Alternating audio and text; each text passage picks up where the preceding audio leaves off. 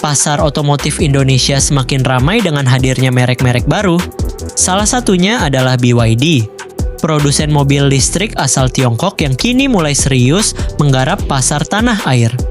Setelah meluncurkan model seperti BYD Dolphin dan Seal yang menyasar segmen menengah ke atas, kini BYD dikabarkan siap merilis model yang lebih terjangkau dan cocok untuk pasar pemula, yakni BYD Atto 1.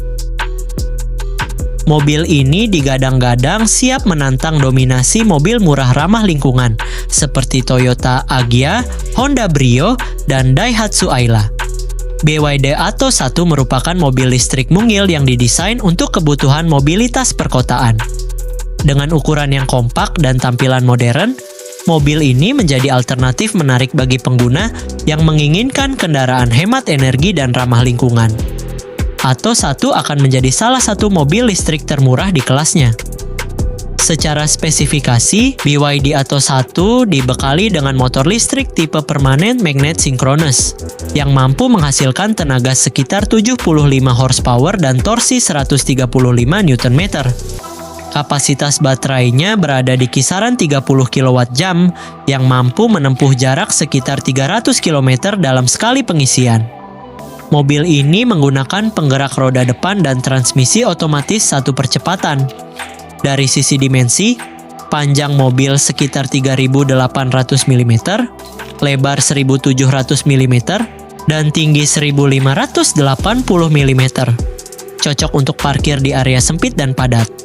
Harga BYD Atto 1 diperkirakan akan berada di kisaran 195 juta hingga 235 juta rupiah.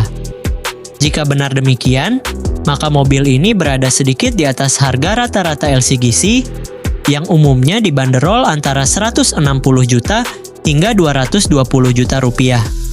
Namun, dengan teknologi listrik dan fitur-fitur yang ditawarkan, selisih harga tersebut bisa dianggap sebanding. Kelebihan utama BYD Atto 1 terletak pada efisiensi dan ramah lingkungannya. Sebagai mobil listrik murni, Atto 1 tidak menghasilkan emisi gas buang, menjadikannya pilihan ideal bagi konsumen yang peduli terhadap lingkungan. Selain itu, biaya operasional mobil listrik jauh lebih murah dibandingkan mobil berbahan bakar bensin.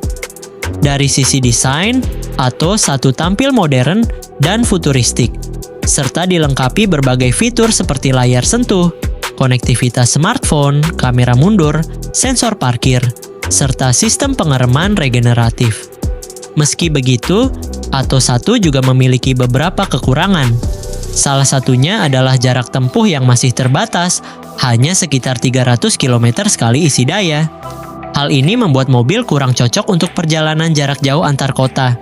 Selain itu, infrastruktur pengisian daya di Indonesia, terutama di luar kota besar, masih belum memadai. Hal lain yang menjadi perhatian adalah layanan purna jual dan bengkel resmi BYD yang belum tersebar luas. Ditambah lagi, harga BYD Atto 1 masih lebih tinggi dibandingkan LCGC konvensional, yang bisa menjadi kendala bagi konsumen yang benar-benar memperhatikan harga. Lalu untuk bagian interior, BYD Atto 1 hadir dengan desain minimalis namun modern, mengusung nuansa dua warna yang memberikan kesan segar dan fungsional. Material yang digunakan cukup baik di kelasnya, terutama pada varian premium yang sudah dilengkapi bahan soft touch di dashboard, setir berlapis kulit, serta kursi pengemudi elektrik dengan pengaturan 6 arah. Lalu, layar sentuh 10 inci menjadi pusat kendali infotainment yang mendukung Apple CarPlay dan Android Auto, dilengkapi dengan panel instrumen digital 7 inci.